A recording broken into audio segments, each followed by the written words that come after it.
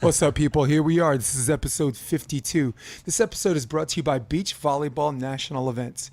BVNE, Beach Volleyball National Events, is the biggest Get Notice showcase in the United States of America. We're in Florida this year.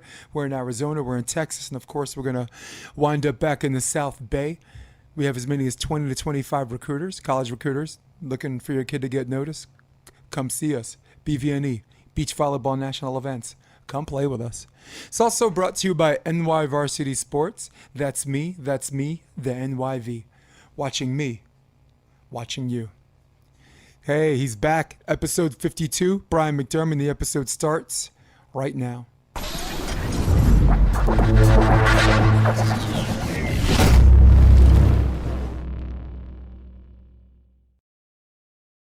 Guess who's back? Back again. Guess who's back? Guess who's back? Guess who's back? Guess who's back? Coach Bryan McDermand, my man out of Chicago, Chi-Town. What's good? Welcome back. How you doing, man? I told, I shared it and I said, I don't know, maybe it went well or he's just really desperate for guests. So either way, happy to be here and glad to talk about all things volleyball life and whatever you got on your mind. Dude, I'm hoard up. No, actually, the weird thing is there's a lot of people that were going to come on and they're all like theater performer people. And some of them, I think a lot of them are making some of them that are not full-time, they're like waiting tables at night. They're just trying to get as much work as they can in New York because the whole outdoor scene that we have the luxury of doing, like the restaurants being outdoor, you can only do X amount of months out of the year before you start freezing, which is crazy because I think New Yorkers are probably going to do it anyway. They're just going to put on a coat, Sure. and do that as well as Chicago. So You've seen a lot of those bubbles. I don't know if you've seen any of the prototypes for them, but they were talking about having these almost like igloo pods that, so that they've got some heat in them so that people can be outside, but at the same time separated from everyone else.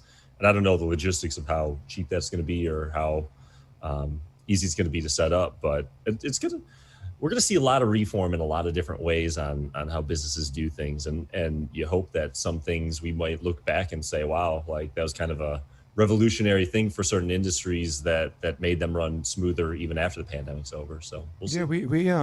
Yeah, last time around we definitely did have a conversation about the can't and the science and the evidence collected, not the evidence period, the evidence collected, and finding ways for a can, because the other reality is, right, no one's gonna hide behind a door for a year waiting for a vaccine for one of the three strands that may or may not work. So it's easy. It would be incredibly lazy for me to talk about the professional scene. I mean, the NBA bubble, they can afford it, right? So they took a lot of the naysayers and came back with 0 positive tests so far. 354 players, and now to my understanding, they're implementing ways to get their families and like-minded, close ones, and I don't know, different wives once teams girl, leave. Marriage people without the certificate, like. That's how we do, man. That's how us city people do. We gonna raise a whole family before we say I do. Yeah, there was an article that talked about how like they literally had to put a clause in explaining that we have to be able to prove that you've actually had contact with this person before. So no one, meets someone on social media and decides to try and get them in without having a background and knowledge on them. So it's interesting. You're learning a little bit about what I'm sure for a lot of people that might not know much about the culture of what it's like when you're on the road or, you're traveling as a basketball player and you're just used to different amenities. And it's been interesting to read about what Adam Silver's done, like for recreational time for people. Like, okay, if you're stuck in this bubble, what can we do, to make you not feel like you're in a bubble? And it's cool to see, that was what 131 page thing they made for how they were going to launch this bubble. And I hope that if nothing else, while we don't have the resources that they have, I hope we look at how outside the box they were willing to go to figure out a way to make it work. I think, we don't have the resources and the testing.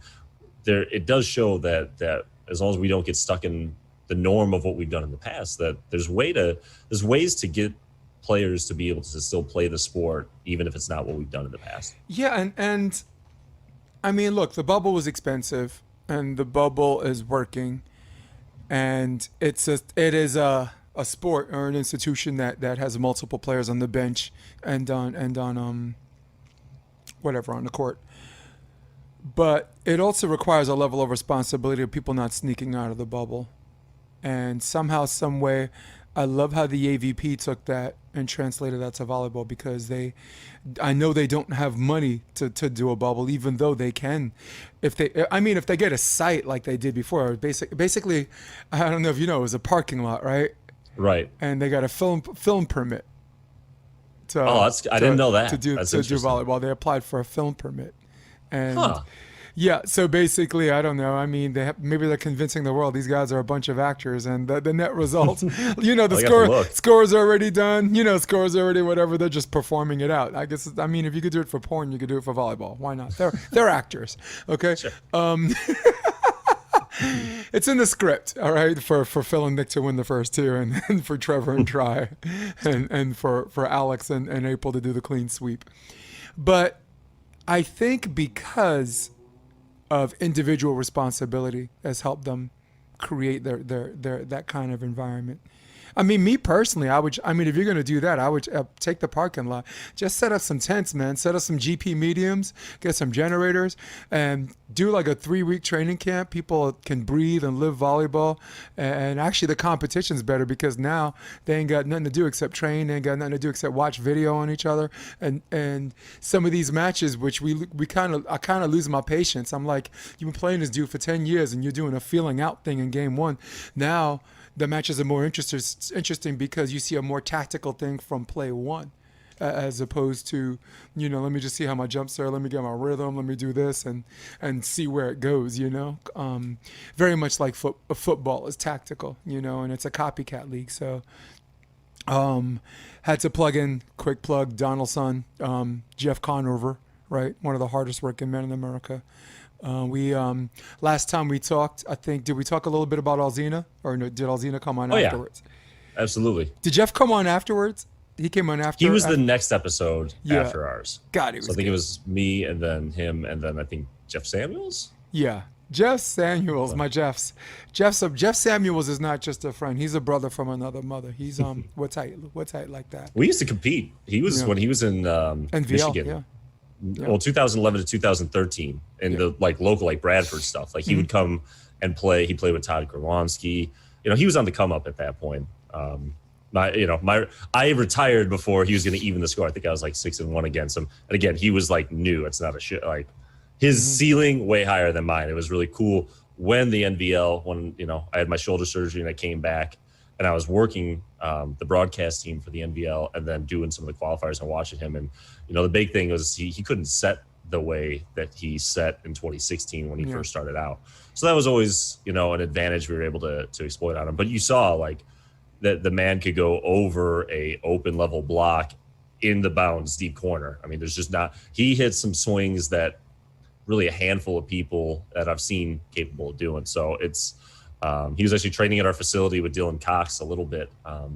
I like Dillon. Once or twice. They still play together a lot. Yeah. So it was, it's above everything else. He seems like he's really kind of finding his niche on what he wants to do, and he seems really comfortable in what he's doing. And yeah, it's always cool to see guys from the Midwest, whether they're the Baumgrens who are succeeding from the Midwest or they go out there and make the journey. It's good to see him doing well. Well, for me, I'm going to air his laundry a little bit.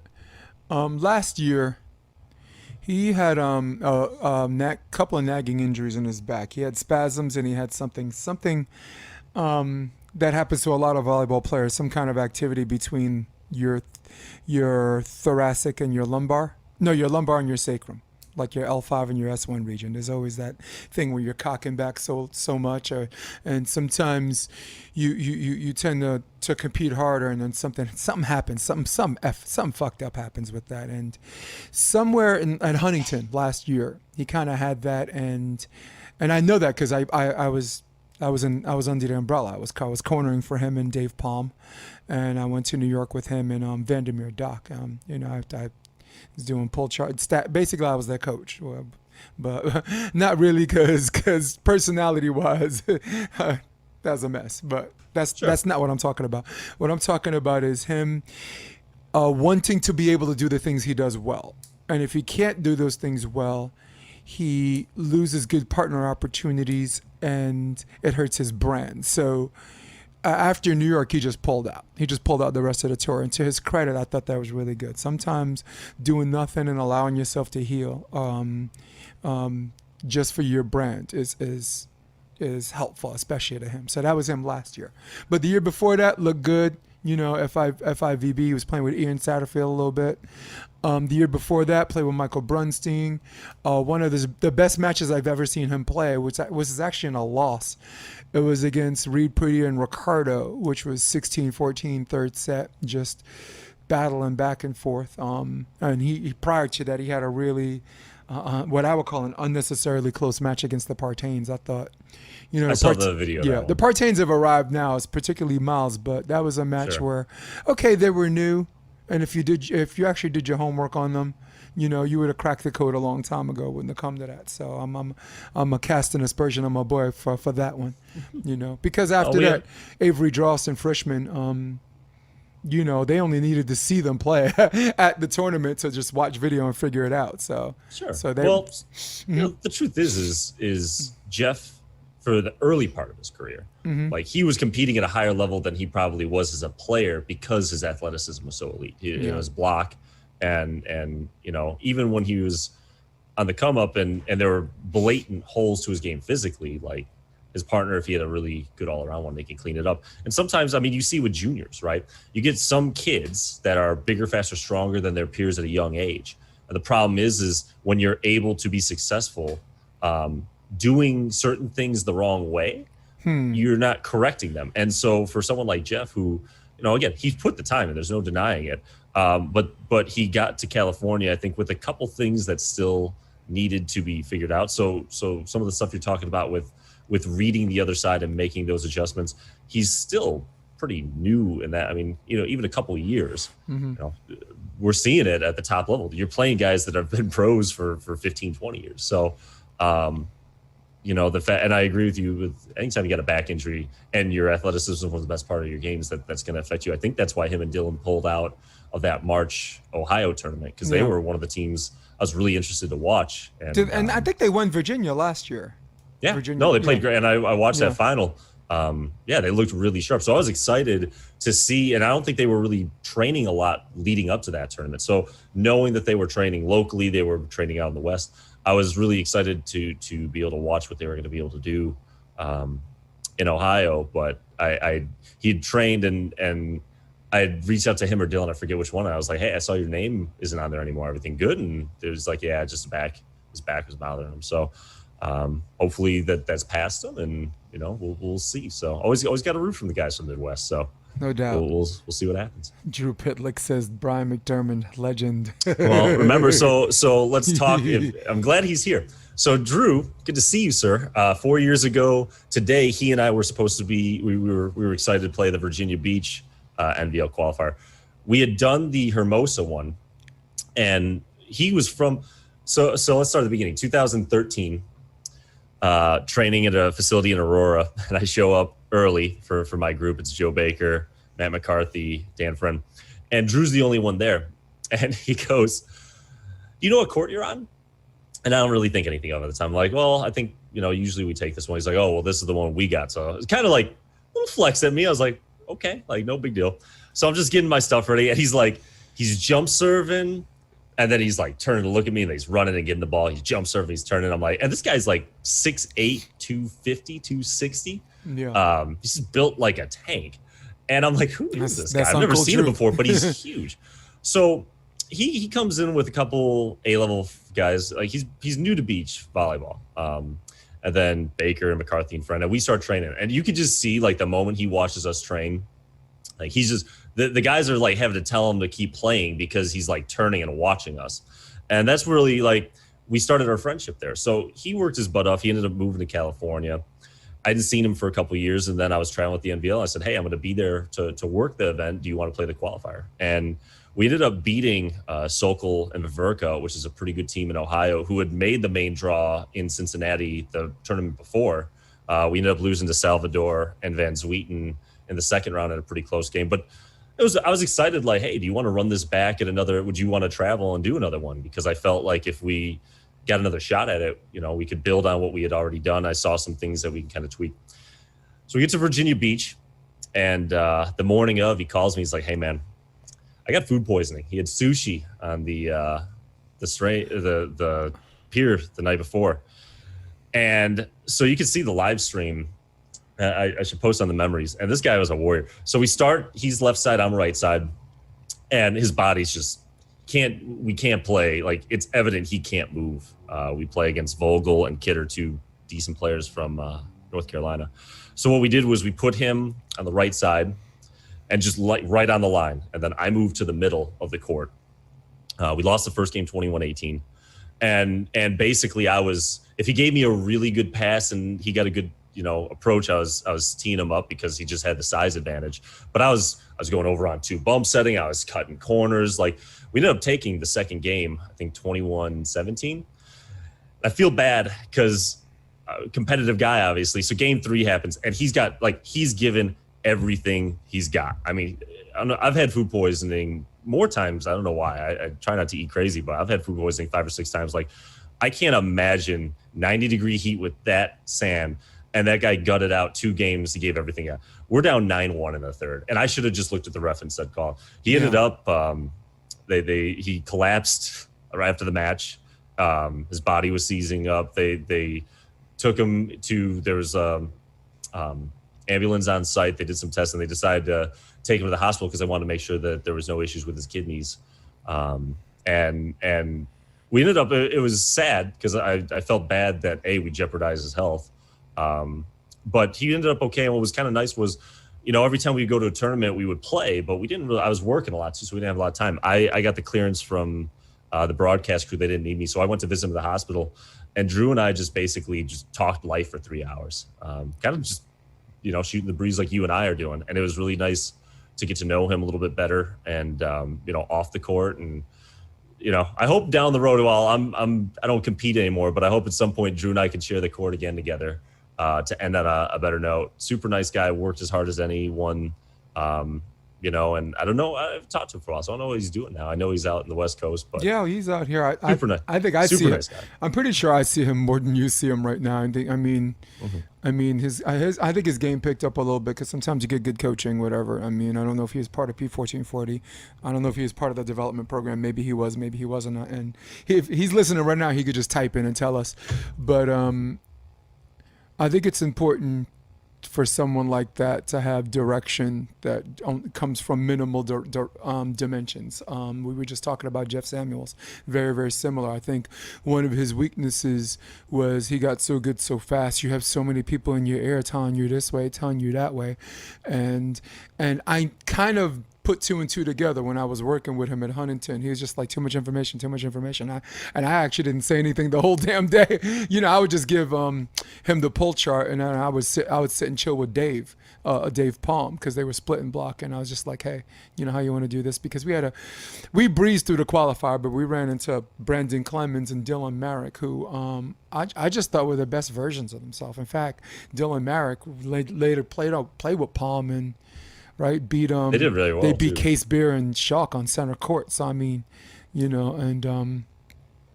so Jeff was not like Drew, but just needed as few people as he could to avoid paralysis through analysis. All right, when we talked about paralysis through analysis. The second thing he did, and I'm gonna give you the floor in a minute.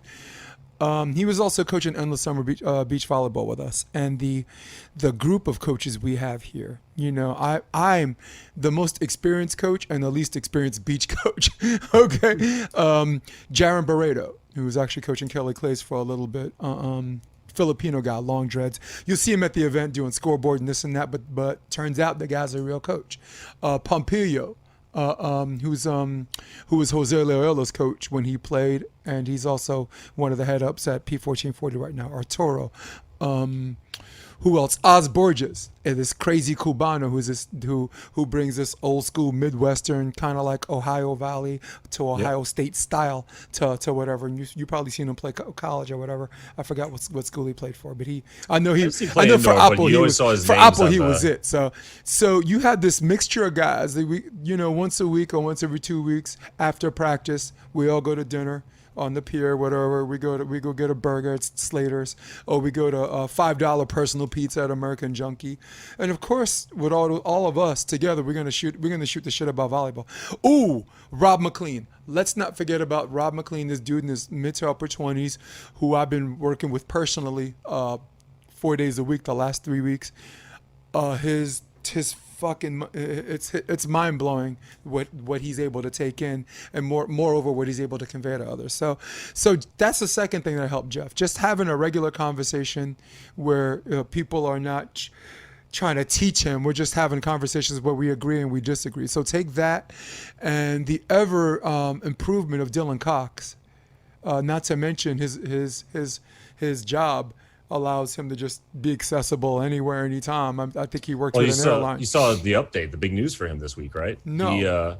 So he's furloughed, but I think it's called Bullet. There's a facility in Texas, and he's going to oversee the 5 courts there. So, cool. He just announced this a couple days ago. So I mean, it's talk about lemons or lemonade out of lemons. Obviously, the flight industry's taking a hit, and so he kind of knew. I mean, he's young, so he's low on the totem pole.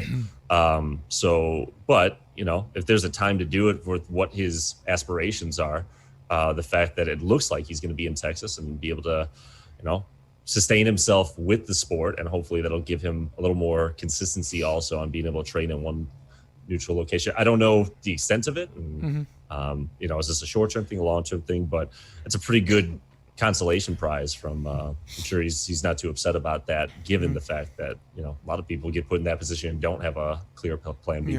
Glad I had a chance to chat with him a couple of times, because it seemed like every time he's in California he was playing against someone that I knew or playing against someone that I was coaching. Like he played Jake and Earl at Manhattan Beach, but I think by the time he played them, Arturo was coaching Jake and Earl. I just switched out. I think we just 2 coaches in one spot.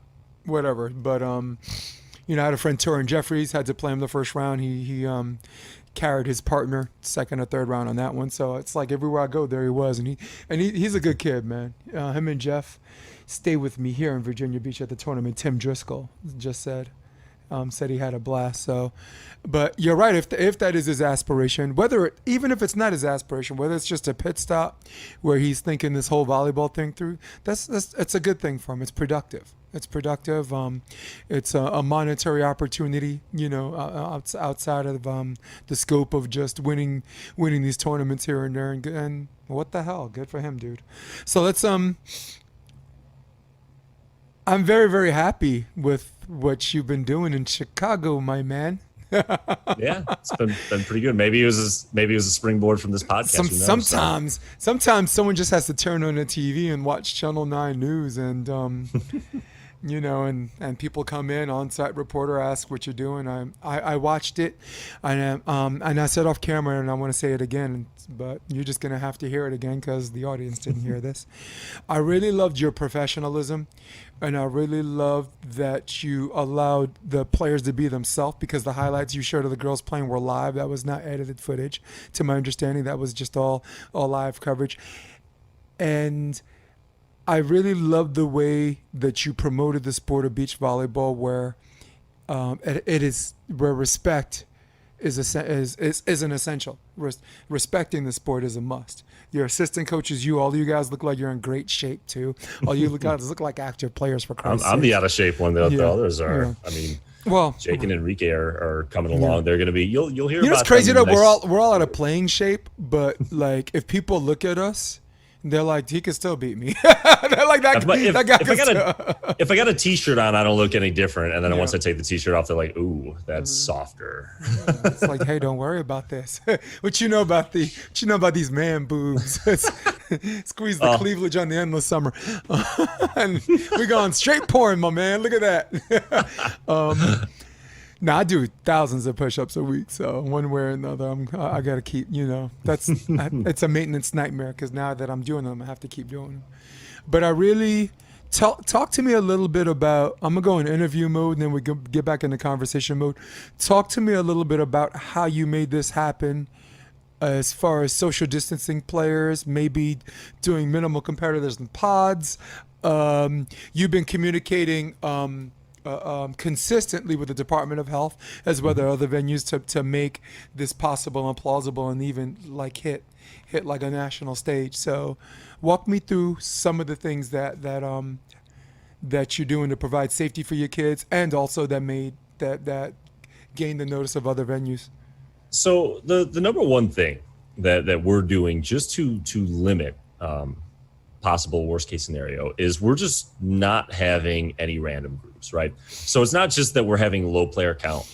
We only have 4 per court at the moment. We might expand that down the road, but for now, I think that's working out best. How many courts before you go on? How many We courts have do you 2. have?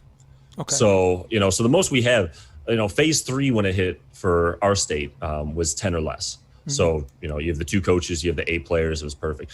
In July, phase 4 hit, which allowed 50 if we wanted that. Now, I talked to the health department right after that, and I asked them, is the reason the shift from 10 to 50 something because the change of risk? And it wasn't, you have to remember these phases are kind of a broad one size fits all. That's the intent. It was really for businesses like restaurants. With 10, you're not really going to be able to have, it's not worth having the place open. So they were all doing carry out in June, but they weren't really opening. Once July hit, you start all the outdoor patios, at 50, you can start running stuff where logistically it made sense. But for youth sports, they said that none of the health recommendations with social distancing, keeping 6 feet apart as much as possible, nothing had changed. So for us, while I understand for indoor that they went 6-on-6, for them to have, 12 on a court, it allows them to actually play. For us, we're gonna get into them in a little bit. They're not getting off that easy. So for us, I was just like, you know what? Why if I add more kids to the court, it's gonna make it really hard to like knowingly feel like we're keeping our distance at all times. Because our kids, we have siblings. I'll be honest, a lot of our kids do carpool. So a lot of the groups that are coming in together, I mean, they're not social distancing outside, but we still have them no high five, no contact, keep their space, arm's length apart when we're talking. And the reason we do that is in the event that down the road, maybe they want to sub for another group.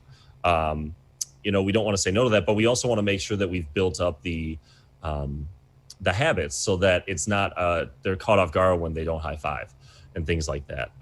So we keep it's not rocket science. We temp check when they come in, and all that means, I can't speak for you. The temp check I think is more of a liability thing. I know when I have a fever. I feel when I have a fever a lot, but knock on wood, had no issues with that so far. We have tables that are separated that they put their stuff on. Every table has a sanitation bottle. Helps to have a dad that sells it bulk. So we have 80% alcohol, which is 20% above the minimum requirement for sanitation. They sanitize up to the elbow before they enter the court. They sanitize up to the elbow the first thing when they come off the court. Once we get on the court, it's business as usual. We warm up separate. We do movement. We do arm warm-ups. Depending on the group, if there's something specific last week that they were really struggling with, we might do, bump setting was really rough, so we're going to do a transition bump setting drill. And then we game. And, we take breaks. Again, they stay separate. Practice ends. We put 15 minutes in between each session. That gives us time. If a player or parent wants to talk, I can do so while we always have an extra staff member in the office in case something has to be done sanitation wise. These parents, it's like private lessons essentially, and we charge accordingly. I never want the practice to stop because something needs to be done. If a kid needs to use the bathroom, we sanitize every time. So I have an extra staff member to make sure that practice keeps flowing regardless of what needs we might have to do. So we don't, if you only have one person and something happens, that's where corners get cut. Not maliciously, but just because it's hard logistically to handle it that way. So we've been we're almost at 3 months now, and it's going really well. And we've had no issues up to this point. The kids are getting a lot of individual attention. And we've been going week to week. It's been I'll say it if maybe my parents are listening, that was a lot to ask of them. I thought I was being flexible for them. And what happened was every time they had another program that was changing their schedule, every Sunday I'm getting calls, text, emails from parents saying, hey, can you change this? Can you change that? Which I think for everyone became complicated. So lesson learned, we're going to go back to month, which is how we've always done programming for our indoor program. They'll pick their dates and times and business as usual. So Yeah. we're excited to keep it going. Yeah, for me, endless summer, they're doing their things in pods, and me, I've been doing limited coaching basically. Um, I like anyone from my club wants to do like privates, I can definitely do that because less is more in that. Duran has been doing virtual showcases, and I'm not entirely sure what that entails, but she's done a good job not involving me and Rob McLean in that because again, less is more, and I don't want to do anything that involves, if I can help it, multiple competitors. Like Evolution, as a club team, it's a program 6 years old, started kind of an upstart, but Duncan Avery had a vision, and now, we're going to nationals and we're winning bids for tournaments for USA Open, some club, and now we got this killer coaching staff, and now everybody's interested in trying out. Of course, two of the coaches, the head coach of Redondo boys and girls team. Me, I was the kind of dirty New Yorker that was there from 4 years ago, but I don't know anything about that guy. All I know is that he wins a lot, and I want my son to play for him. So we have a Zoom meeting right now about how they're going to carry on the tryout process and this and that. And I might have bad news for them from the beginning. I'm like, I'm not. If we can't even, because we have the meeting at Schooner's. There's a restaurant, like a bar and grill, basically a greasy food and beer joint, and a sports bar every year where we have the meeting there, and I'm just there for the food, honestly, and just to sign contracts, and meet any new coaches. But I'm like, in light of the fact we can't even have the meeting at Shooters, how the hell are you gonna do tryouts? How are you gonna do tryouts for multiple kids? How is a coach gonna be able to keep a mask on for the entire series? You're gonna have to give me recommendations on breathable masks because I've seen people that can keep a mask on through the whole thing, and we keep coaches never take their masks off. Yeah, but that's the entire because time. Interrupt me. What kind of mask do you use? Oh, it's just the reusable. It's nothing fancy. It's just, or not the reusable. It's the one-time use. We get a pack of 50 of them from Walgreens for $34. Don't get me okay. wrong, The when blues. I demo, The blues. yeah, the blue ones, yeah, Yeah, because So- those you can breathe in. yeah. I mean, it's hot. Don't get me wrong. Like I'll I don't demo. care about hot. I just want to No. breathe, dude. I'm Well, 50. So I don't know if you've heard. So in Illinois, let's start at the beginning if we're going to talk it indoor. The worst kept secret in July was that IHSA, the high schools, were going to push back their fall sports to the spring. Now they haven't figured out the logistics of that. They just know that they're going to cancel. For 3 to 4 weeks, people in the know were talking behind closed doors about that. They knew that. So, ours club schedule, I'm pretty sure it's most of the places across the board. You have your August to October to November is high school, and then club trials right away.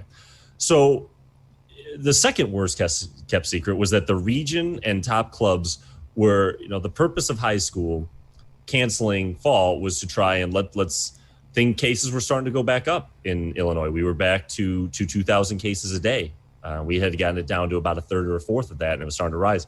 And our governor said about a month before, like, we're seeing a lot of youth sports incidents, and this is where some of these cases are having, like, all these travel tournaments. It was happening in baseball and AAU basketball. Like, let's ease up a little bit.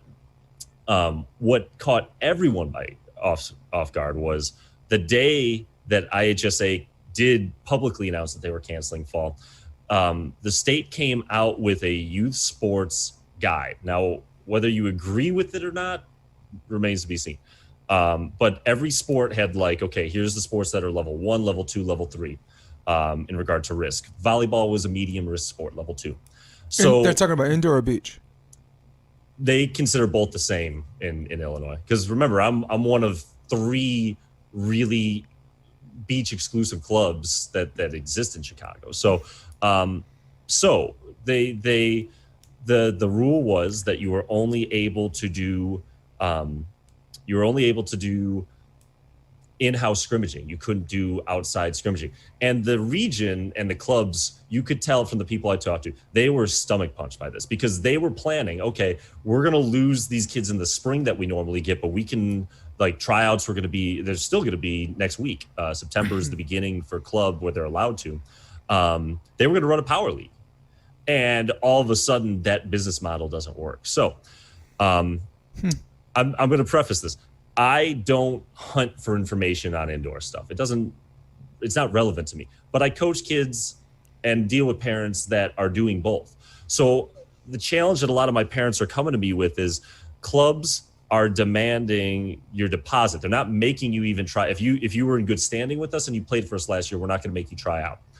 We want your deposit by, some of them I think are this week that they're expected. But the clubs that are asking for these deposits have no model on what club's going to look like. I kind of feel, and this is an assumption, I could be wrong. It seems to me like they're waiting to see how many kids sign up, and then we're going to make the model after. Which I will say my opinion is, you would never go into a car dealership and put a down payment down without knowing, is this going to be a Mercedes or, a gremlin with bees in the tailpipe? And that's kind of the position that parents and players are being put in. The one thing that I would like to see, and I'm actually talking with a couple club directors in private that are trying to navigate it, is if you are going to be able to run this multi-facility power league, if you were allowed to, it's hard for me to believe when parents are being told that they can't figure out what they're going to do the next couple months. It's not that difficult. Monday and Tuesday, you run individual practices, right? So you have your hitters, your middles, your pin hitters, your setters. You do individual practice. Depending on how many kids you have in your own program, Wednesday, Thursday, break them up into teams and then have one team practice. And then on the weekend, run an in-house scrimmage. And as coaches, you can kind of evaluate, okay, we had 4 teams, age 15 to 16 that were playing against each other. This one we made a little too strong. So let's go ahead and, reshuffle the teams a little bit and do it all again the next week. Make it actual development. You can give them the tools to be able to practice and get better individually. You can still give them the reps to work on that offensive, defensive philosophy and chemistry, and you can give them in-house playing opportunities. I feel that the challenge is clubs are struggling to figure out how do we do the challenge is you have to have the right coaches. The elephant in the room I've talked about with some other people is let's call a spade a spade. There's the what makes a club marketable has nothing to do with how elite you truly are. And when I say elite, I think the mark of a good club is, can you give a kid that is what I was going into high school. I was 5'5", 95 pounds with a size 12 shoe. I wasn't at that point going to be playing with the 15 ones, right? But can you give a opportunity for development? Not that I'm going to get to the same level as those kids. Can you run a program that gives every kid that signs up the same opportunity for growth, right? Not that everyone's going to get to the same level, but one of the most prominent clubs in the area takes all their 13-year-olds and they line them up on the wall by height. And the tall 10 kids by height doesn't have anything to do before they touch a ball. They're the ones team, and they're getting the best coach at that club. And it's a very good club. Meanwhile, I had a friend who's a parent of one of these kids. His daughter was 5'3". She's a great little athlete. She was a good all-around player. She had years of experience. She gets put on the 8s team and has a 17-year-old coaching. So the challenge with a new model that I think most clubs, it's like we're not wanting to talk about, is there's a big discrepancy in a lot of organizations. Not all of them, but the bigger your organization gets, your ones team and coaches and the quality of instruction varies greatly from the 1s, 3s, 4s, and down. And I think that's been the biggest challenge for these clubs when they're trying to make a new model, is they're struggling with the tools they have. Can they do it in a manner that everyone who's paying the same price feels that they're getting the same product? But is it a new model? Is it really a new model? Don't you think so? Up to this point, what are the majority of clubs? What are the majority of clubs promoting on their social media? Mm-hmm. It's not development; it's tournament victories and college placement. Those are the two things that clubs talk about. They don't romanticize the progress of a team that's threes or fours that have gotten so much better over the season, but may not win a tournament. It's all about their elite teams. It's all about their tournament victories, right? And it sells. I'm not knocking them. It's worked. But if you're truly about development, let's be honest, a lot of these programs, they sell it. And then we turn around and we get frustrated with the parents who see that marketing. They send their 5'5" outside hitter with average athleticism to that club. They're paying a similar amount. And they go to these tournaments and their kids are getting nothing that resembles the marketing pieces that got those kids interested in those clubs. So I'm not saying that in a destructive manner. I'm saying it constructively. If you want parents and players to invest this money and get involved with it, we need to do a better job of being transparent on what as a club we're offering. And there are plenty of club directors that do a great job of it. Lisa Doby at the Edge locally. Yeah. John Crinabun he runs a nonprofit club on the East Coast. He does a great job. And the list is far more than those two. Those are just the two I always think of. Evolution, we have a policy. Every kid plays at least one set in every tournament. But do you feel that's around the country, do you feel that's the norm? Hell no. That's what makes that's what makes evolution attractive. It actually drives away some kids. I'm like, dude, but I'm sorry, you're right. There is a zip code privilege where, like, you know, it's like, okay, whoever doesn't want to play, fine. We're gonna have plenty of talent. You know, we may lose some of the best talent for that, but I think we make up with that just having savage coaches. We beat a lot of talented teams because we just work harder. And I came off a little pompous last episode talking about being smarter than everybody else. Right? Remember I was talking about, I was like, the reason why I beat these teams because I'm fucking smarter. There's something to be said about knowing what someone's going to do, knowing how a coach runs their program, what style of offense or what style of defense he's going to do, and then playing the same teams over and over again and knowing their tendencies that allow you to self-correct. And even the games you lose, you know, they got to look across the net and look you in your eye and shake your hand like a man, you know, because they know you're not a glorified babysitter. But you're right. I do enjoy a zip code privilege from that. So you're right. There's not to answer to come back at you. Yeah, there isn't a lot of people that do that. There isn't a lot of people that do that. You know, it's like, to your point. If you got two teams that are somewhat even physically, and you got one team that's playing checkers and the other's playing chess, the chess team's going to win, right? Yeah. Like you're absolutely. True. It's one of the biggest things we're trying to teach our kids of all levels when they're on the sand. I'm trying to get them to be able to break the game down in real time, right? And at 13, 14, it's tough, but it doesn't have to be a huge, you know, crazy layers. But if you get into the technical timeout, we always take a break at the technical timeout. Mm-hmm. And I want our kids to I don't want to give them the fish. I'm teaching them how to fish. So I look at them, I say, okay, you're losing. Is it the other team doing something really well, or is it something that you're struggling with? And if so, what can you adapt? If you're winning, you know, what are you doing and how do we keep building on that, right? And we're constantly trying to get these kids not to get dwelling on the what, you know, we're shanking all our passes, we're missing all our serves. Why is it happening, you know, for the passing? Are they serving deep and you're not drop stepping, which was a big issue yesterday at practice? So that's why it's fresh in my mind.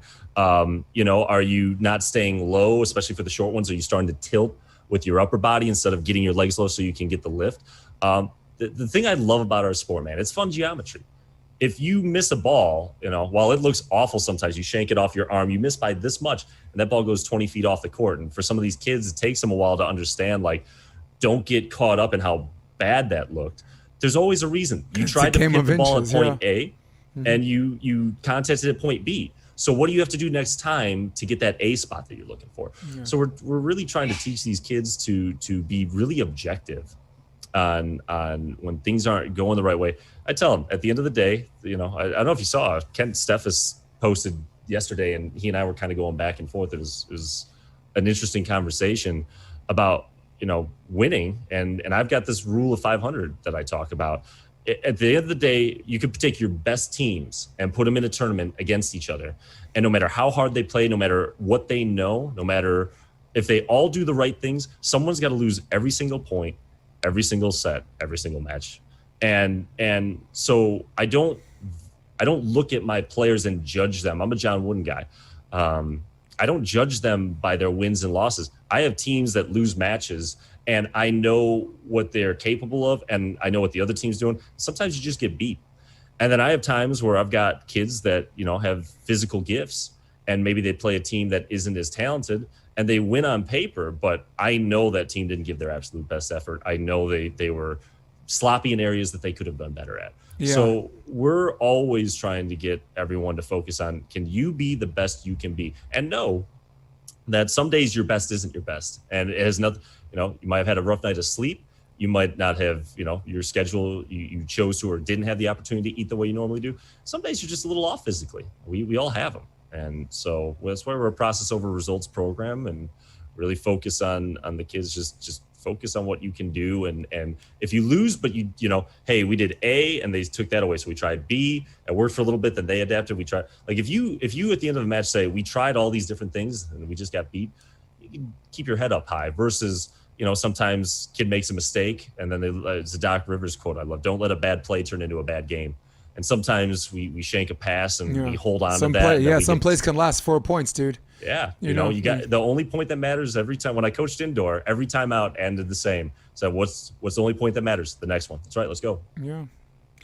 Very interesting. You said you're a John Wooden guy in that respect, because that's all of that is very consistent with him. I'm a mixture. I'm a Larry Brown guy.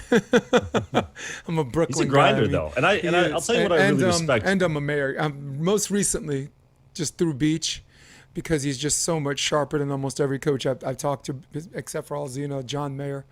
John Mayer is all about controllables. Mm-hmm. Taking care of even on your worst day, even under the most windy conditions, there are certain things that you control. You're always going to control more than the other team. From an on-court perspective, whatever, serve, 100% control, right? In system setting, if your partner gives you a perfect pass, the other team can't make you set poorly. Down ball, free ball, there's levels to that, because since we're talking about age groups. And then he was talking about controls off the court, your conditioning, the gym time you did to prepare for the season. All of those things are within the other team. Can't control more than you. So I took kind of some of his ideas and ran away with it. And Larry Brown, more his style, because Larry Brown always presents you your options. Like, there's a ball that goes off the girl, she shanks it backwards, the other girl takes a step, and then she takes a step and then sees the ball and doesn't keep going. So for me, I kind of go up to her, and I know you like Q&A because you like having them answer their own questions, because sometimes they retain knowledge that way, and sometimes them making a really bad mistake and them laughing at the mistake, no, they'll know they'll never do that again. So, but I'm talking about the former, so bear with me. I go up to the girl and I'm like, so give me a number. What percentage of a chance do you think you had getting to that ball? And I'm like, 30%. She's like, so I'll give them a high number so they can think I'm ridiculous. I like 30, and try more like 15. I like 15. How about 10? How about 11? 11%, 12. We get 12%. Cool. All right. What percentage do you have if you don't go at all? It's so funny. I'm like 0, and I'm like, come here for a second. Play the fucking numbers. Play the fucking numbers.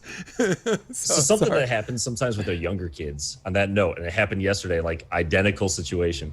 They don't like their toss on their serve, and they let it hit, So I had this girl toss, let it hit, and she looked at me and she's like, can I do that? I said, here's the deal. Can you catch that in the game? No. I said, if you go for, you're going to have to hit that ball in the match. So you might as well get the reps on, what do you do with your feet? Do you, while we don't want to drop our elbow if it's a low toss, just to get under it and get it over the net, right? Yeah. I said, if you let that ball drop, that is the lowest percentage chance of it getting over the net, because you're not doing it. So I agree with you.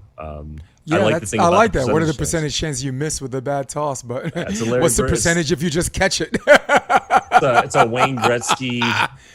It's a Wayne Gretzky or Steve Carell if you watch The Office. Yeah. You miss 100% of the shots you don't take. But I think it because of Larry Brown, because presenting, helping players at the professional level, mind you, at the NBA and college or whatever, presenting options, allow people to not feel like a robot. If they have a personality where they play better, where you allow them to be themselves and play better, He as a head coach can manage that personality and at the same time make the player feel like they're not being micromanaged on the other, what I call the other. And I thought that's what's always made him such a good coach at the highest level. And in the NBA, which is more like, as we know, is player driven more than coach driven, right? If between a coach and an all-star that has to go, the coach is gone, not the all-star, with a handful of exceptions. Like Pop ain't going nowhere. Riley, when he was coaching, he ain't going nowhere. Phil Jackson, he ain't going nowhere. So there's a handful of coaches like that. And Larry Brown was like 1A as far as like being an untouchable, not as untouchable with those guys, but didn't have to be. Look what he did with Detroit, dude. Look what he did with a bunch of journeymen in 2004, right? Phillips, yeah, just a bunch of guys. They had nothing left but each other. When I think of Larry Brown, it kind of reminds me. I'm a Lou Holtz guy too. Yeah. That's Popovich's idol, by the way. What'd you say? Larry Brown. That's Popovich's idol. That's the guy Pop said he looks up to. That's all. And the thing that I really respect both about Larry Brown and Lou Holtz is they both liked going to programs that were not already established. I love Phil Jackson. He's part of the Bulls, obviously. God, you'll love but Justin you wonder, Stack, but keep going. what he would have done if he had to completely rebuild. The dude adopted Jordan and Pippen, and then got Kobe and Shaq. Right. Again, he's masterful with managing players, but he was always managing generational talent. So the thing I always respect about Larry Brown and Lou Holtz is they took programs that were not appealing to coaches of their stature, and every single time was able to leave them better than they found them. And I think that's even in juniors. You go full circle. The coaches that impress me aren't the ones that can take the avatars, the 6-foot+ players, and have them physically impose their will on other teams. Coaches that impress me are the ones, can you take that kid that's been thrown away from every other program and literally thrown away? Like, I want private lessons, and my coaches are not emailing me or calling me back because I'm not on the national program. And can you get them to be able to do the things that they've basically been told by other coaches that they're not capable of doing? And that's why I for both those coaches, I think they've always been. I hope they get credit for not just being successful coaches, but taking a place and turning it into a winning program versus continuing that tradition or helping just get it over the hump. Yeah, man, you'd love Justin Stack if you ever sat and talked to him. You want to talk about a guy that predicated his career on doing more with less. And when I met him, I had tons of more experience, and then in many instances I ended up wanting to be like that. And I was. I mean, whatever. You know the East Coast. Some of those programs that I mentioned that I coached were not, easy programs to coach, and you even wonder why they have business being in certain tournaments, but they're, true meritocracy as wins and losses helps that cause. There was discussion on volleyball coaches and trainers, and I loathe even having to mention them by name because of the mixture of people makes me straw man them to death. Take the worst parts of their worst moments and make me judge them as a collective whole. So I'm already going to tell you it's coming from a biased place. Big debate about drill-based drills and game-based drills, and I got into a discussion. Eric Anderson is awesome, U.S. national coach. He's a part of the rules committee. And we agree on everything, but we have our little grievances, our little small disagreements. And his citing as a pretext about player-based drills is like the gold medal team, the U.S. team in 2008, and this team in 88 and 84 and this and that. And I'm like, first of all, assuming that 88 and 84 were player-based drills as opposed to drill-based drills remains in question. But assuming you're right about all three, one, correlation is not causation. Okay. Two, you're talking about three Olympics. Volleyball, men's volleyball, let's just say came in 1964. And I know 3 medals is a lot for a group of people that everyone claims is not America's #1 sport, but population-wise, is a de facto number two. Like if we have more people playing in a region in the South Bay, that's their number one sport. So I don't want to hear this bullshit about, oh, it's not America's number one sport. We have a whole, practically an entire state on the West Coast. If you never left the South Bay, you would think that's the number one sport in America. So I'm just dismissing that Mecca. dismissing that myth right now. We have plenty of elite athletes, not our second class athletes. In many instances, yeah, they not good enough to play basketball, this and that. But think of all of the teams in the Olympics that do drill-based drills that won a gold medal. Think about the Netherlands, who won the silver in 1992, that won the gold in 1996. So that's why, and that same argument, the same person will tell me correlation is not causation. So for me, it is my opinion that neither one of them enjoys success independent of each other. That's one. And I'm going to give you the floor, and I want you to bounce back at me, come back at me. Hard if you need to. And my second point is, be very fucking careful with this whole study show bullshit, okay?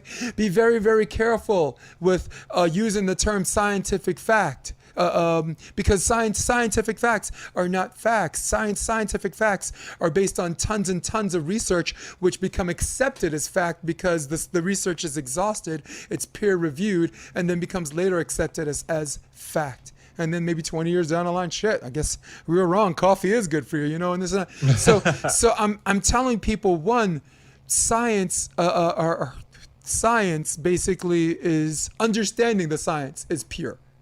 Understanding the science is pure and can be more accepted as fact. If you understand it in its completion, which goes to my second point, which I'm bouncing back to you, vet your fucking studies. Look at the sample size. Look at how many weeks they did it. Look what especially for volleyball. Did you do it with an indoor team and outdoor team, right? So, because outdoor, I'm telling you, drill-based drills are just as important as player-based drills, game-based. Even though game-based significantly dominates because the beach and the conditions, you have to have it in real time and practice it, right? But and that was the point I was trying to make. Vet your studies. Is it a beach team we're talking about? Is it an indoor team? Is it a Division 1, 2, or 3 program? All maintain levels of importance, but that goes into someone's level of thinking as well. Was the study done? Did you do it 2 months? Did you do 3? Did you sit in on like maybe 4 practices for a 2-month period, or was it 9 players in a 2-week period in the Division 2 women's program, not men's? So vet your fucking studies about this. So your thoughts on drill-based versus player-based, and my assertion on people vetting their studies. So, it's funny. I haven't been in VCT for months, and I have nothing but love for Brian Swente. I think he's created a really good resource in a lot of different ways. Hell yeah, man. For a lot of people. There's a reason why we don't leave it. We're still members, right? Well, I'm out. I'm not on VCT anymore. Okay. Because it was causing me more frustration than benefit, just being honest. I think there's such a variety, right? I have coached Division 1 for indoor. I've coached beach national champions, and I've coached the bottom of the barrel. And not bad. I'm saying new, right? Yeah. I get kids that are over 6 feet tall. I get some 13-year-olds that just came into our program that my other coach walked in and saw them and thought they were in college. I got kids that are 5 foot to 5'2", and being frank, they're like me. It takes them a lot longer to master a physical mechanic. I agree with you that there's no equation like you have to do things this way, you have to do this way. Our theme at Progression is we coach for you, you don't play for us. And the purpose is every group that I coach is unique. Every kid I coach is unique. They all come from different backgrounds. They all are motivated and inspired by different types of coaching. They all have different strengths and weaknesses. They all have different tendencies. And our job as coaches, in my opinion, is to figure out and especially for high school kids, it's different. You run a college program, you're coaching like pro level. Yeah, the goal obviously is to be successful winning, and there's a specific culture to do it. You have to be adaptable to each individual player and what their needs are if you want to get the max out of them. But we're talking about high school. One of the things I was talking about on Kent Steffes's thread that we were talking about winning is I can't. There are certain kids that are going to come that love the sport, that they may not want to play 5 days a week, right? They're playing to be the best they can be, but they're not gonna. They've got other hobbies. Some of them are musicians. Some of them are they act. They're in parts of plays for their high schools. I've gotten to watch a lot of my kids play plays. They might play other sports, or being frank, they may like to play twice a week with their friends and they want to get better, but this is secondary to them. So as a coach, I think you do a disservice to your players if you have a one size fits all. This is my program, sink or swim. Don't get me wrong. I have certain philosophies that are, we respect our peers. We respect our coaches. We hustle where we go. We don't walk. But there's also, I have to be aware, okay, I've got 4 kids that are college bound. And a lot of times I'm putting, Coach Kristen, who you saw in the WGN, like our top players play against adults in our program because my goal is to get them prepared to play 19 to 22-year-olds, not to just smash all the local 16 to 18-year-olds. So for them, we have a very specific practice plan. And I think it works out well. For other kids, at the beginning, especially for the owners, like we have the first 3 weeks are painful. And I tell them, like, the first 3 weeks, you're not going to have fun with it as much. But if you can get through this, we're going to have a good time for the rest of it. Because I used to, when I was younger, I would slip and the kids are like, I just want to play. And 13-year-olds that haven't been taught the movement, where they're going ace, misserve, ace, misserve. It's like they're not having fun, right? So the first 3 weeks, it's always, we never do. I'm not a big block person. Like, I'm going to toss it right here. You're going to go here. Like, the game's very random. But we have to do a lot of serve, receive. I need these kids. You have to be able to use your serve as a weapon, or at least control it to keep it in bounds. And for pass, set, hit, we want, especially for our kids that are smaller, not as athletic, we need that ball to stay close. We don't want to be chasing the ball around. We want the ball to stay in between us. So, as much as they're, and my new coaches would tell me sometimes that early on, they're like, you're talking to these kids, and I'm like, oh my gosh, this is like really over the top. And then I watch them play and I understand it. Some kids I have to pull back from being as technical as I like to be, because I can look at them and say, okay, I know this is what they need to get to their absolute peak potential. But sometimes, like, I had a kid that came in and she sat in a car dealership all day as her mom and dad bought a car. She comes into practice, she's not dialed in, right? And I've got a choice at that point, because again, I'm coaching for them. I can, try and beat them to greatness and say, you need this, and I'm not going to get their effort and they're not going to get better. Or, some days I got to just kind of rip up my practice plan and say, okay, we're going to play games because that's what I need to see the effort.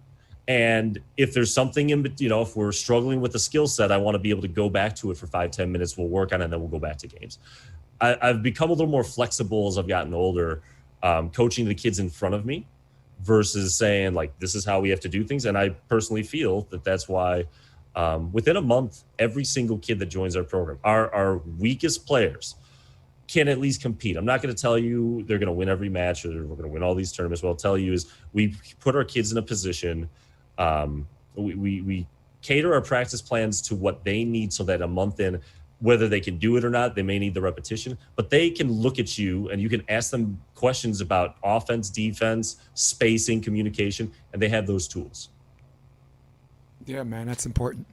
Very, very important. And I'm glad I'm actually good. I like the answer because it's like, what, 102 comments later. I'm just like, ooh, boy, did I come in on this late. Well, it's because you got people that are like, science says it needs to be this, and then people that are like, well, I've done it this way and it's worked for me. And again, they're not. Neither of them are wrong. That in certain cases there's benefits to one or the other. But anyone that's been in the trenches and truly coaches a wide variety, maybe if you're a Division I coach and all you're dealing with is elite athletes, the top 1% that graduate high school, you can be a little more consistent with the same practice schedule, and it might work. If you're Russ Rose or Cook and you're getting the same elite athletes year in and year out, you can run things a certain way, and you're your program is going to be successful that way.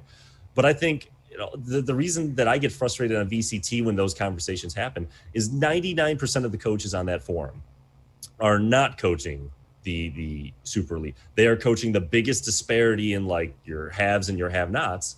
And to go in, I hate to break it to them.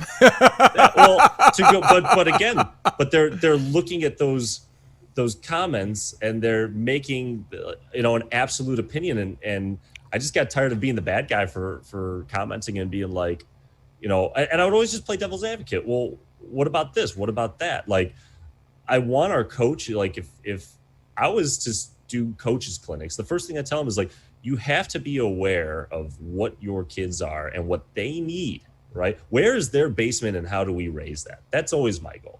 At the end of every practice, we do play games. Every practice, we play games. Yeah, I'd rather have the kids win than the coach. I'd rather have the kids win in life than the coach in an argument. I mean, it's we're hitting a leather ball over a net. At the end of the day, like, I was a competitive player, but I look back on my career and what I'm thankful for is the Drew Pitlick, who's across the country, Tim Driscoll, who's the guy I met at Bradford, super nice guy. Like, I met people all over the country. Volleyball gave me the opportunity to do that. And what I hope to bestow on my kids, I know I talked about it last time, again, life lessons on how to deal with adversity, how to work well with others when you don't get what you want. And I think a lot of us in 2020 are dealing with, how do we move on to the next play? And but unfortunately, you just go ahead, sorry. And I just feel like sometimes we everyone wants to speak in absolutes. I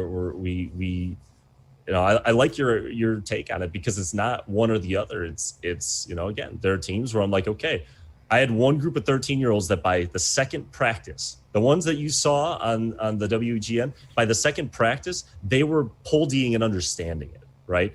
So for them, we could do more game-like stuff quickly because they were able to understand what they're trying to do on the court.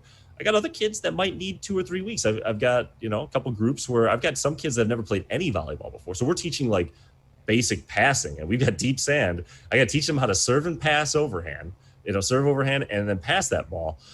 We can't run games until we can get that. But we're a month in with a specific group I have in mind. And all of a sudden, the girls that have never played volleyball before, they're making their serves more than they're missing them, right? We're starting to get our passes where we can run volleys more. Every practice we finish with, like, I might have to toss a ball in to initiate it. But we're doing what we can to make sure that group is getting the most out of their 2-hour block. And I think any coach that thinks otherwise probably isn't. They've either been taught that by someone and they're stuck in that mindset, and not a judgment, it's an observation, or they're in a situation where they only coach a specific level of athletes and they're not in a position where they have to be that flexible.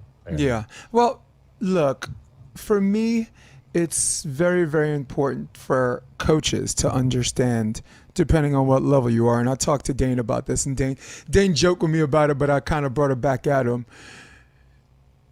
The more years of experience you have, and the more that you try stuff and see what works and what doesn't, the more the study and the scientist, it becomes you. At the end of the day, on a very large scale, the people conducting the studies and the science guys are us, the coaches. And I think they have to have a little bit of trust, because there are 2 ways to do it, just like theater. Remember I told you last episode, there's a style of theater that says, if you have to get up and move across the room, you need a reason to. Why are you doing it? Then if you don't find a reason to, don't move. And then there's the Chekhovian way, Michael Chekhov. You move across the room and you go back. Move across the room. You don't fucking know why you're doing it. You're doing it. You're making mistakes during your journey to the room. You see a better way around the room, a better way to sit, better way to finish. And then you kind of understand those together. But that second, the latter, requires years. I'm warning any coach out there, that requires years and years of experience, because that is for the pupil or the player to discover on their journey. You, as a coach, you already should have your shit together, but you should allow yourself to experiment with that child or that player and allow them to take that journey, because it's not just the destination and the why you're at the destination. A lot of times it's the journey itself that makes them have that discovery and appreciate the why. So there's two ways to get the why. That's one about us coaches or whatever. Two, studies accepted as scientific fact have to have a logical connection to the given circumstances of what the fuck you're talking about. All right. For the people, because I got a lot of people that don't play volleyball, I'll give you an example outside of volleyball. FBI file says black people, and I hear this all the time, black on black crime, black people are killing other black people significantly more than white people are killing other white people. And the stat was 84% to 91%. Well, that's and anyone that makes this argument, what the file says, those are facts. Now, here's where the facts don't make a logical connection to the given circumstances of maybe or the random or said conversation. One, and this is just a fun stat just to start. 84 to 91, okay? A B to an A minus.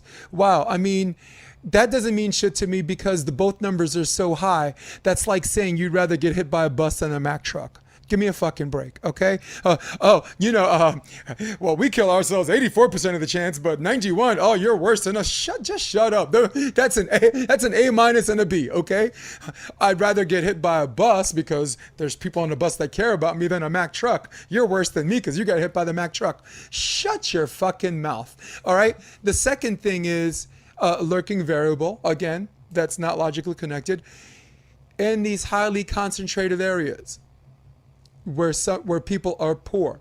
Another statistical fact. If you are poor, you are more likely to commit a crime. If you are more likely to commit a crime, a major crime might result into it. It might result to it. So if you're breaking into a house and shit goes wrong and someone gets killed, it all comes from a different common denominator that the FBI file did not make the logical connection. So if black people are less employed, or have less employable opportunities, they're going to be poor.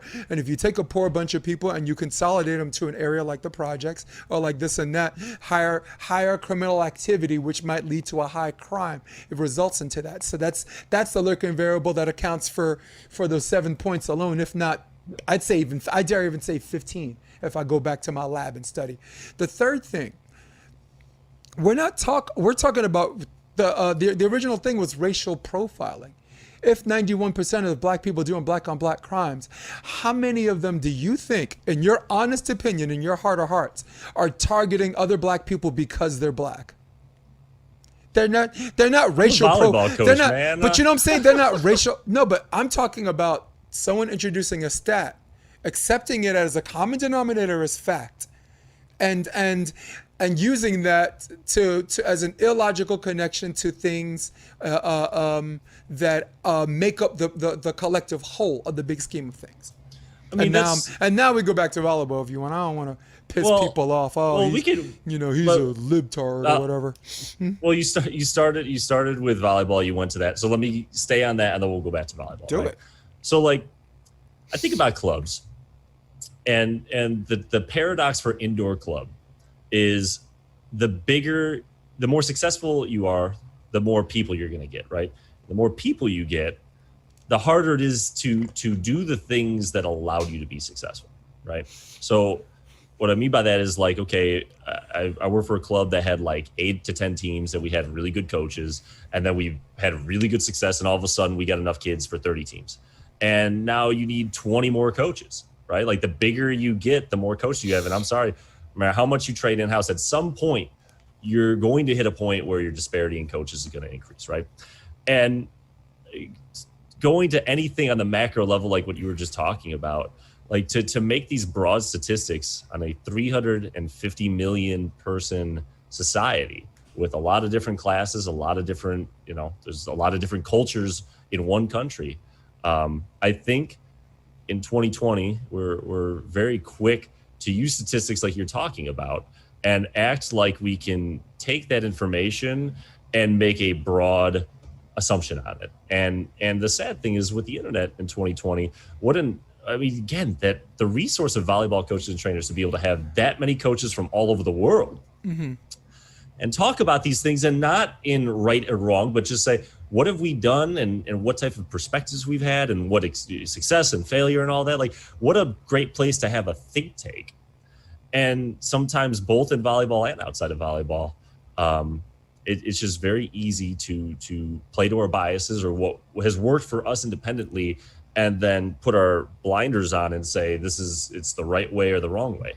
And for me, if there's anything that I'm certain of in 2020, it's what I'm not certain of. And as a coach, you should always be learning. Like, I know a decent amount. I'd like to think I know more than the typical coach, but I'm always picking up new little lingos, new drills, new different ways to teach things. I thought it was very interesting when we had both K Spear and Ratledge do clinics, and K Spear's teaching midline passing and Ratledge is talking about passing outside your body. They're not wrong. Like, if you pass midline, and I've got a kid that maybe doesn't have as good a touch to the ball, it's less risky because at least they're going to get the ball forward somewhere, right? And the problem with midline passing sometimes is if someone's really good at moving depth-wise, like, it's harder to get around a ball that they serve behind you versus when you can kind of get around it. And with Ratledge, like, yeah, you're right. It's easier to make last-second corrections forward and backwards outside your midline at times, but your room for error is this, perfect pass on my arm and then shank right on the outs. So why do we have to, as experts, why do we have to tell a large base that it's only one way, right? And I'm sure that it kind of feeds into your point. Like, people get stuck on these studies, which I think are good to supplement what we might want to do primarily, but to ever, with how random our sport is, to say there's only one way to do it. I wouldn't teach my kids to play like Karen Bula, but what a perfect example of the fact. Like, that's my point. Like, we have to I had a kid that just went off to play college, and I got to tell you, her passing technique, she was a lot more arm swing than I like, but man, was she perfect with it. Like, she was one of the best passes I've ever coached at the juniors level. So while it wasn't my normal, like, I would never teach a new kid what she was doing, like, I'm not going to break it if it's not, if I'm not going to fix it if it's not already broken. And I think it would be good for both volleyball and society if someone disagrees with us. It doesn't mean we have to go to their side, but at least we should speak to try and truly understand why they feel that way. Whether we at the end respect that or not, we should always respect them as people, and we should certainly always, at least, I'm not going to judge someone because they've come from a different set of experiences and education than I have. Whether on paper I look at that and I say, I would never do that. Not everyone's had the path I've had, and it'd be arrogant to imply that it's the only way to do it. Is just that. It's nothing more than self-serving and this and that. And I think the validation game kind of gets in the way of that too. When you have two people that have a disagreement, it's like, oh, well, what have you done? Oh, I've done this, or I've done that. I mean, it's so weird for people to accept that someone who's an Olympic gold medalist as a player is not as good as a coach as someone who is just someone like bottom of the main draw, top of the qualifier, right? Like, if Dane Blanton and Kevin McCulloch have a disagreement on how they want to do a clinic, typically everyone's going to side with Dane Blanton, but and Dane's my dude, and I think Dane's going to win a chip, but if anyone out there is like, what the hell has he done as a head coach, as an NCAA head coach, that Kevin can't do, that's not an illegitimate question either. You know what I'm saying? And somewhere out there, everybody's like, oh my God, you're comparing Kevin to Dan. You're damn right I am. I'm doing it because, like you said, everybody has something to offer, and instead of spending time talking about why your way is wrong, how about just answer the fucking question? How about just answer the question? Like, the reason why I even brought up VTC, volleyball coaches and trainers, and it's awkward because I'm not trying to give them no shine on my podcast. My podcast, I got other fish I want to fry, and they got enough shine, right? They got enough members or whatever, and I do respect John Kessel, even though I do think he has a cocky side to him when I first met him, but I don't care about your cockiness as long as your love for the sport is unconditional. So that's just my way to work around it, where we can all pray and play together and stay together. So I think what they need to do a better job. If someone comes to them, I'm a new coach and I'm whatever, and I need some advice on this. I would like to see somewhere out of these 50 comments, I want to see, I think it would win if 40 of the comments actually answer the fucking question. Yeah, you know, but I think you know, there's a humorous way to do things, and you know that'll get giggles. But I really don't want to talk about have someone talk about why their approach wouldn't work and didn't work. I mean, there's a way to talk to people. That's all I'm trying to say. Like if you're trying to help someone and that's not your way, you could be like, hey, I see the way you're doing this, and you might want to consider trying it this way. That's the way you talk to them. Don't make someone feel like an asshole. I mean, there are already, there's some beginner coaches out there that are seeking actual fucking help and wisdom and don't feel like they should have to kiss the invisible ring, because I don't see no fucking ring on none of them. Okay, to kiss the invisible ring to make that happen. I mean, there's a way Anna Collier is going to talk to someone. There's a way John Mayer is going to talk to someone. Find something where you could be productive and helpful in the middle.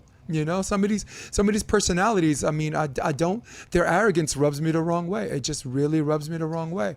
So on that, because that's an interesting point. I think this is good for internet etiquette anyway. So like one of the things that I've personally adopted, I'm not saying it's right or wrong, but it's really helped me, is people have to earn validation with me.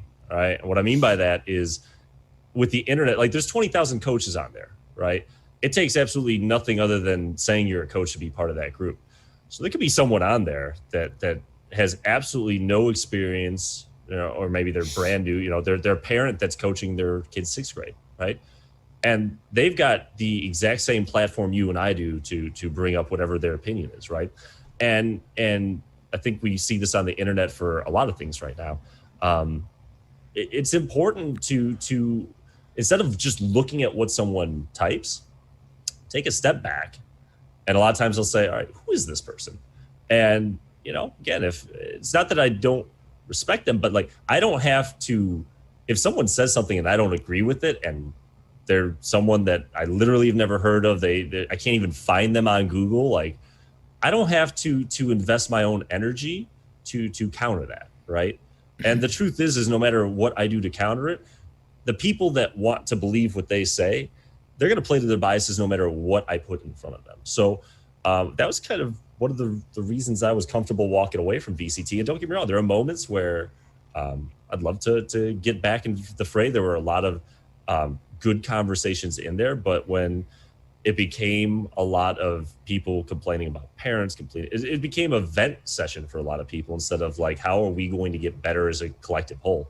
And that's, look, I cannot imagine, I'm a small fish. I cannot imagine trying to manage a group of 20,000 people and figuring out where you put the line and where you don't, and find that sweet spot if we want to keep expanding as a coaching education hub and be somewhere that's inclusive to people, while holding a certain standard.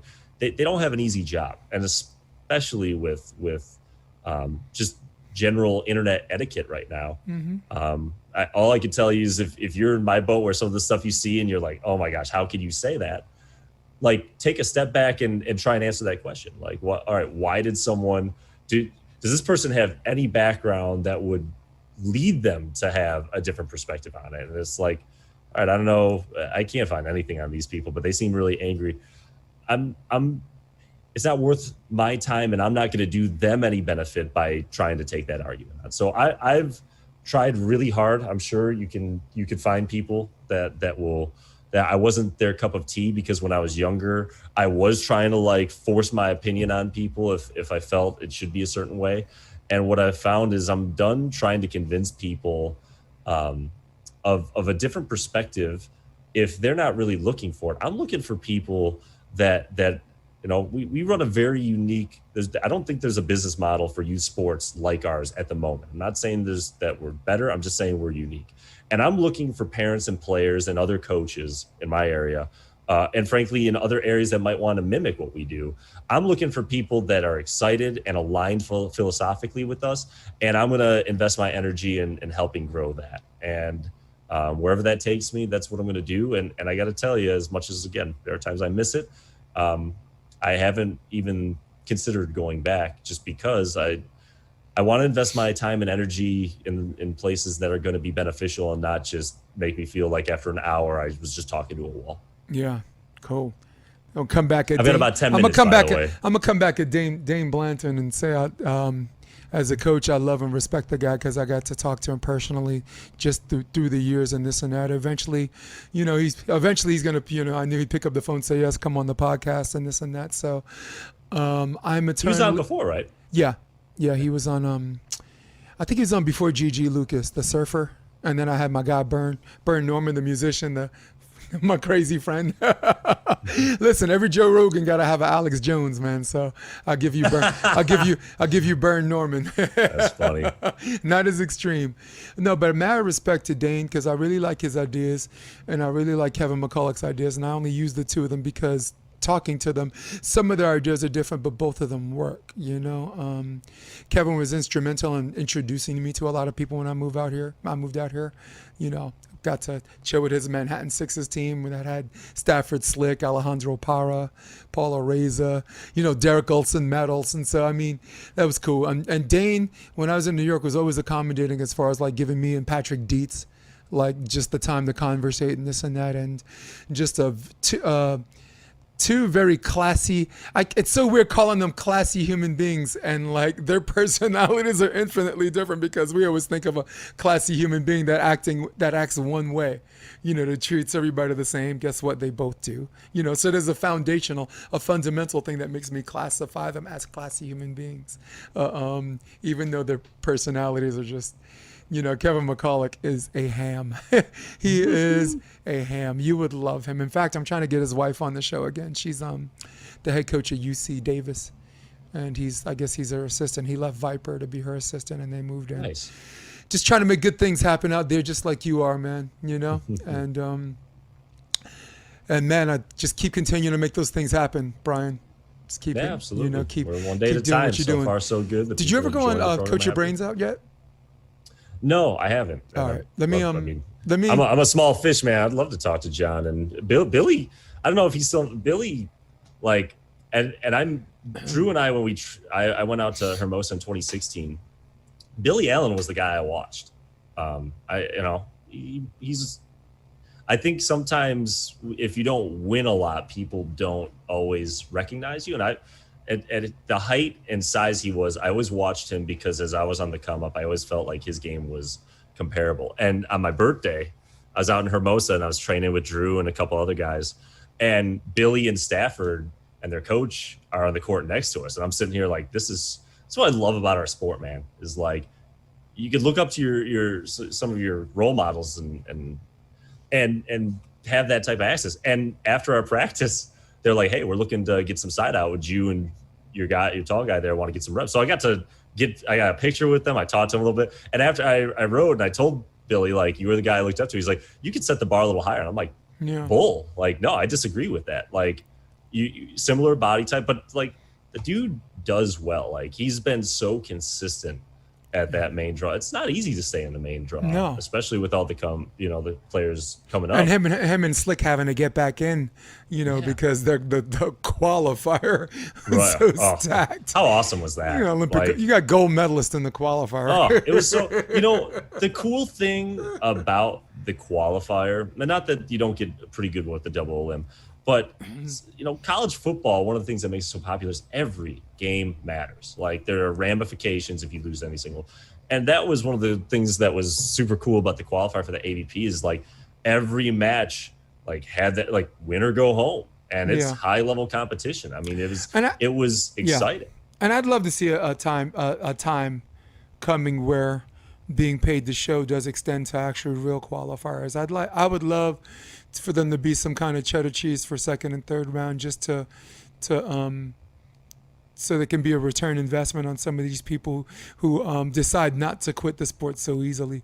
they're getting Well, we into could, it. And we could get into the business model of the AVP. I don't have time for that not one. But even we could, AVP. I'm just talking about professional beach volleyball. If it's the AVP sure. this year, next year, if it's P1440, whatever professional sports league that we're trying to establish. Write this down and let's talk yeah. about this if you'll have me again, because we could do a Yeah. whole episode probably. 100%. On the model. 100%. Before we go, wanted to plug Tim Driscoll, saying you still have that Bradford Beach hoodie I sold you, don't you?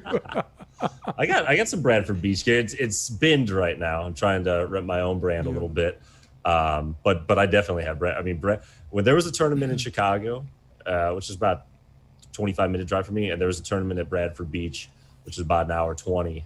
We always pick Bradford. Todd Grawanski was the one that kind of made the 2014 AVP event go, which was incredible because that beach got hammered with rain leading up to it. And they literally had a live stream of a security camera on the beach, and they had these giant construction trucks coming in to kind of like pick sand up and like to take care of all the flooding that happened. And they ran such a good event. Like Kerry Walsh and others were singing Todd's praises. Todd made Bradford Beach, in my opinion, one of my favorite places to play volleyball that I've been anywhere in the country. He always ran a very fair event. He was very straightforward with things. The logistics were always taken care of. So, and Tim, I mean, he's always on old school volleyball.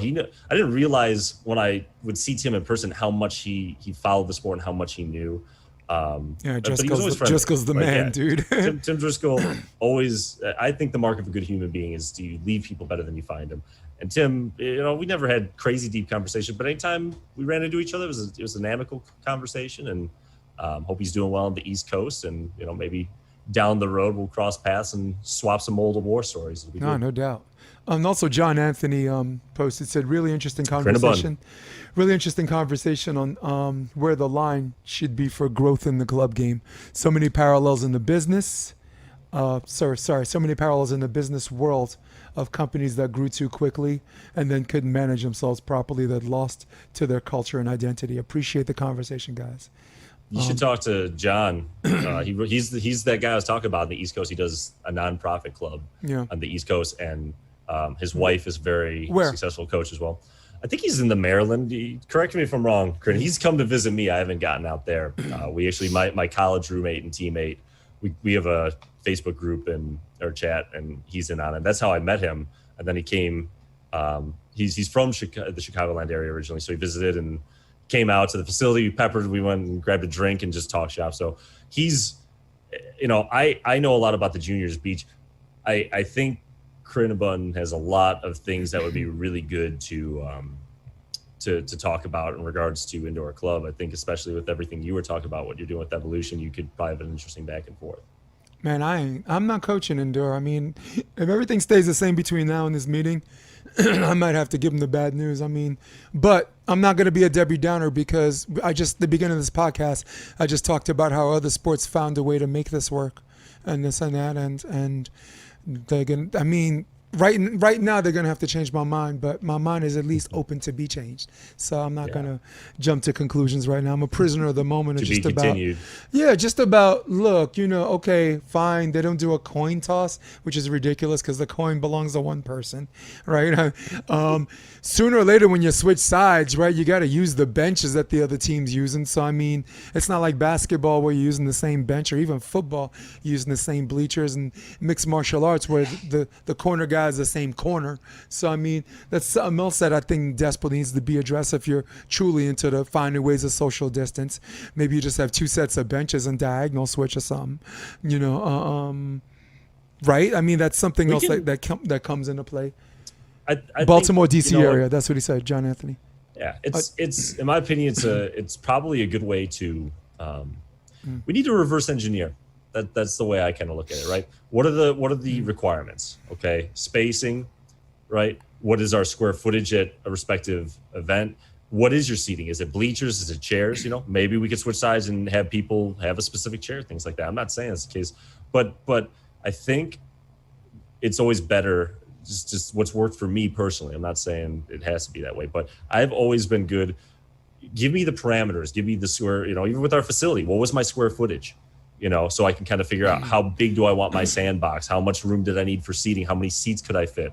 What type of programming was I going to have, right?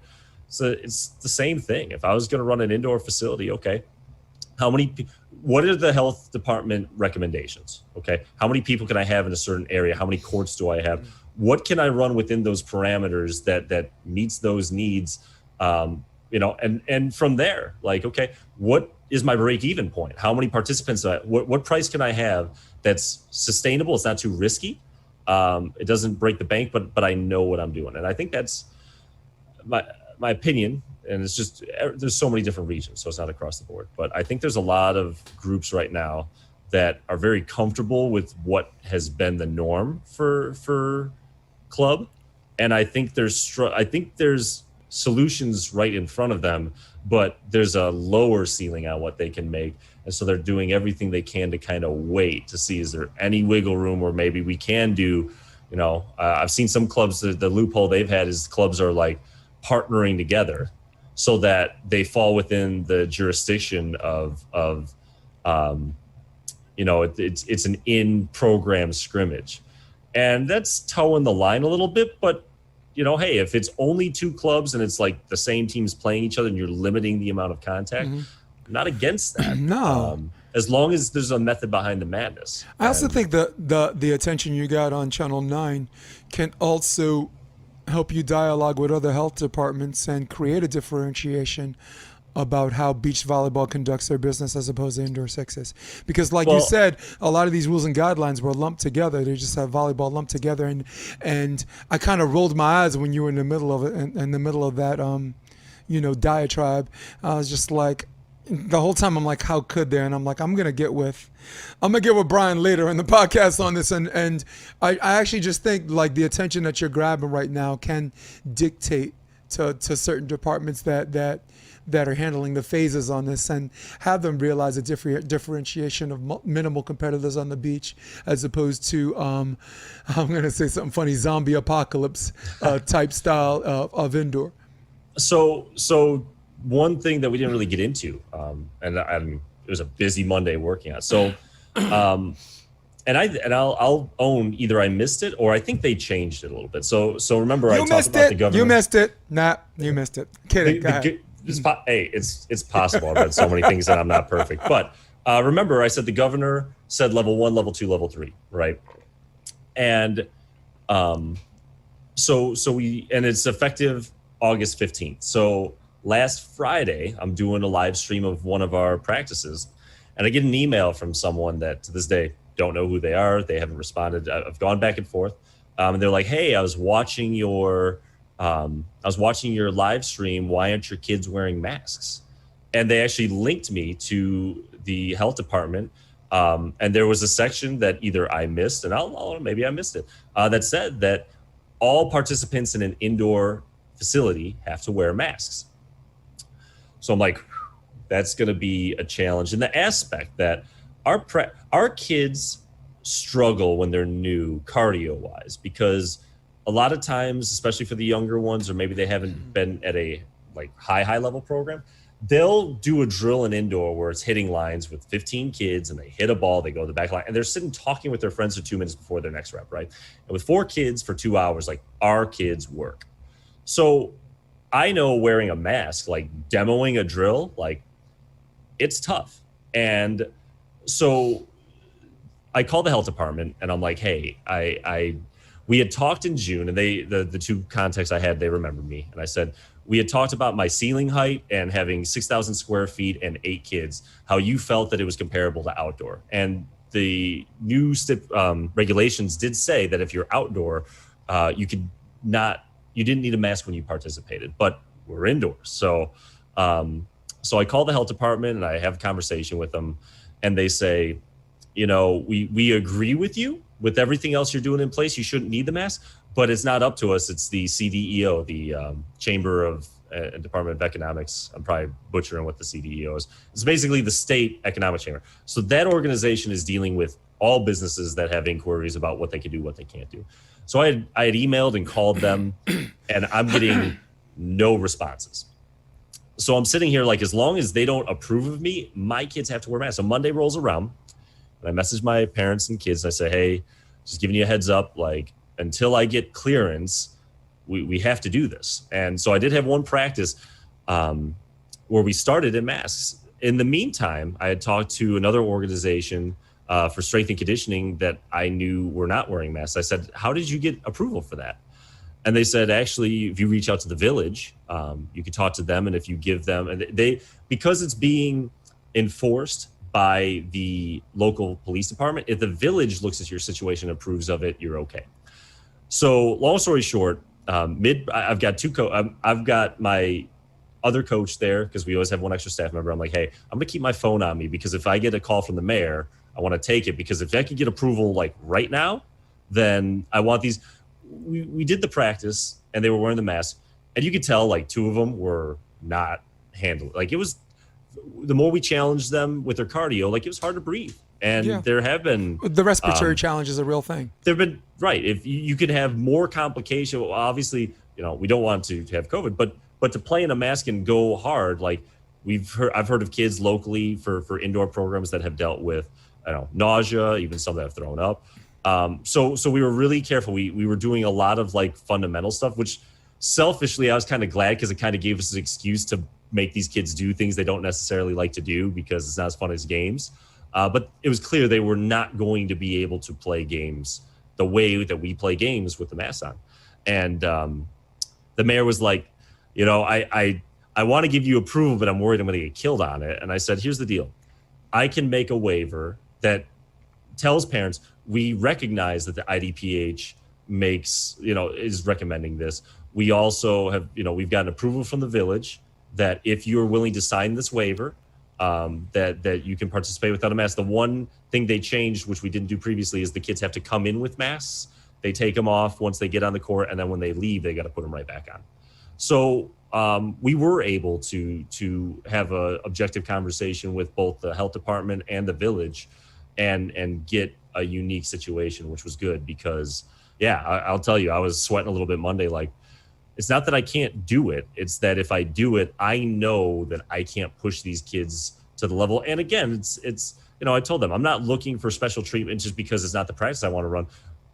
Every kid, like the group that had to wear masks all together, they're carpooling together. Like 50% of our kids, I would argue, the group of four come together. They sign up together. These are kids that all hang out. We keep them separate, but the truth is the moment they go outside, like I don't have jurisdiction to keep them, and they don't stay far apart. So to me, the masks while playing, because we're not having random groups, I understood the reason that rule is in place, but it's just another example of how it's really hard to have a broad, like, this is how everyone should be doing things when every group's different in their numbers, their spaces, and et cetera. So I'm glad that we're in a situation that I can genuinely look the health department and, the village officials in the eye and say, this is what we can do to keep the kids safe. And I'm thankful that they agree with that. No, that's good. I also think it's about time for people to, as far as like getting actually COVID test out there, we're fresh. We collectively as a nation are fresh out of excuses. We need to get, whether there's levels of tests that are more reliable or less, we need to get all of them out of there. I mean, the reason why people are able to exist in these bubbles, you have someone that's already in a bubble with less of a chance of getting it, and they're getting tested 3 times a week. And then we got clubs like us where we're all, first of all, as far as safety is concerned, we're all safe sports certified. We're all concussion certified. A lot of us have first aid experience. We are more qualified to do our job as far as creating a bubble than the pros are, because we're not even, the difference between us and them is we're not getting available tests. That is the only thing that stops club coaches from creating the kind of environment, a responsible environment where the kids are doing their thing, is really just the test. The AVP made that happen, with a test, and the players, to their credit, when they trained in Hermosa Beach a lot. They really just stuck with each other. They didn't, if they went home alone. If they were quarantining, they're quarantining. Like Eric Baranek spends a lot of time with I'm not trying to air his laundry, but Gino Urango. That's a quarantine, right? You've been with each other, hanging with each other for 3 months. Now that one of you are have it, or at least show symptoms of it, that's quarantine. So I think quarantine can turn into quarantine if we just get the test. We're fresh out of excuses. Get them out of there. Stop this whole we don't have enough tests. Not in this country. Not in this. No. Yeah, but You have it's to not miss gonna me on change. that one. I mean, maybe that's another episode because we could go on a long time. You got to come back again. The bottom line is, the tests to me are a coach trying to right the ship, and the truth is we don't have a coach trying to right the ship. What we have is we've got a lot of finger pointing by the staff, the coaching staff of our country. Because everyone's worried about who's going to get renewed to coach next year's team, and it's not a good season.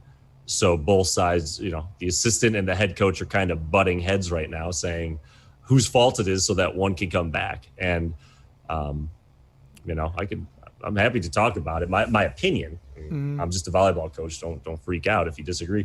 When you have a president that is concerned with he's never admitted fault, and I don't hate our president. I think from what I've seen and what I've read about his dad, when you're the son of a sociopath, that's going to have I don't think a residual effect. I feel bad because I don't think he is who he is if he has my upbringing with 5 parents, and that's a story for another time. But my parents were amazing to me. I had such a blessed upbringing. When you've got someone that is focused and openly, this is not a judgment, it's an observation, on getting back in office, and he is on the record so aggressively in January, February, said this isn't a big deal, to put a testing system in place that would allow for what you spoke of earlier, would be to admit that what he said was wrong, and that his opponents would clip that and advertise that to a point where he's done. So, I mean, let's call a spade a spade. The testing and coronavirus has nothing to do with the health and recovering. It is all about surviving to run the next 4 years. And unfortunately, when our society has allowed that to make us take sides instead of collectively coming together and looking at the administration and say, if you want to get back in, fix this. I think both administrations should be jumping at this. I think both administrations should be jumping at this because you did a really good job of being objective and fair about it, right? This is called the Option Podcast, my man. So if you feel like you're gonna lose star power, or parents or players because they thought your diatribe was disguised Trump bashing, tough shit. Okay, I'm not taking his side, nor am I against him either. I'm very, very much. Someone's fair when you have no idea who they're going to vote for.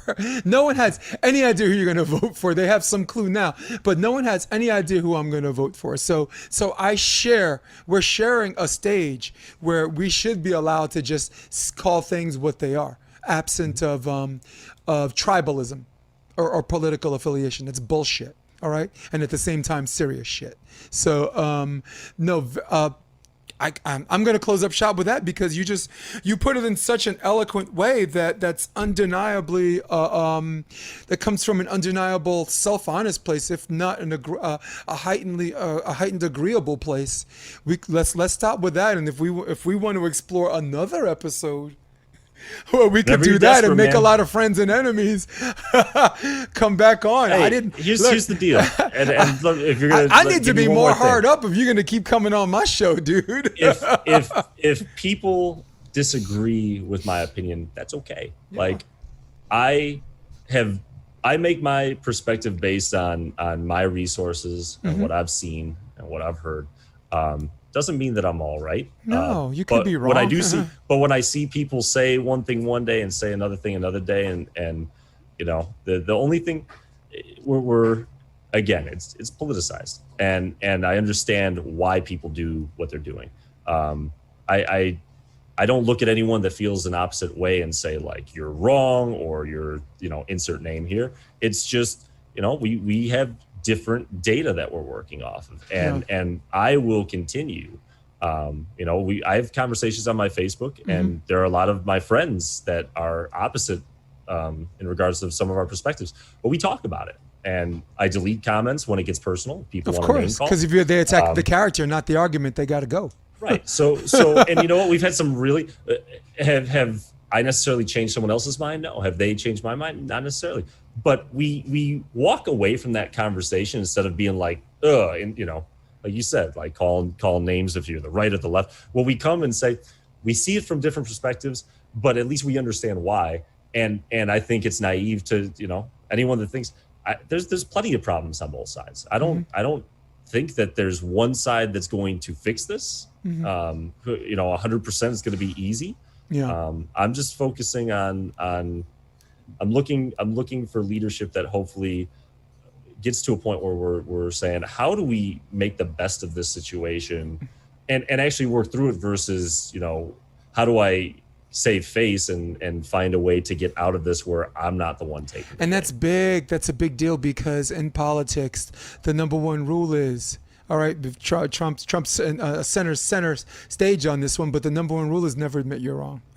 Always deny, because they, between the media and the politicians, they have set up their own stage where the penalty for doing something wrong, never mind admitting you're wrong, is death. There's only one. It's you run a stop sign, death. Okay, I won't do it again. I know. Bye. So I'm speaking metaphorically, right? It's the electric chair for anything that you ever convincingly get caught doing wrong or admit to doing wrong. So if the penalty is death, who the fuck is going to admit they're wrong? I mean, right? It's like someone commits murder one, right? And if the mandatory sentence is a life sentence, why not go to trial? Why not go to trial? See what happens. Maybe, I can, it's less time I get to spend, I get sent to the Fed place, to Club Fed, maybe, more time in a courtroom, or maybe there's a gullible juror out there that might see it my lawyer's way. So they set up the stage, and now, like you said, now they have to continue to perform this endless cycle, what seems like endless cycle. And for God's sake, if there's anything you want to say to follow through on that, I say it, but I'm gonna end with that. Yeah, at the end of the day, it's going to come down to, at some point, society is going to get tired of this and realize this isn't making things better by how we're handling it, and you hope it doesn't take something really extreme to happen to get to that point. I'm optimistic. I think people I'm sure like this sometimes when they're living a lifestyle that's not great, but it's stable enough and they can kind of leave some elephants in the room. Yep. They put their own ceiling up, and sometimes they got to hit a low point before it gets to the point where they say, I got to get my stuff together, and then they move back up, right?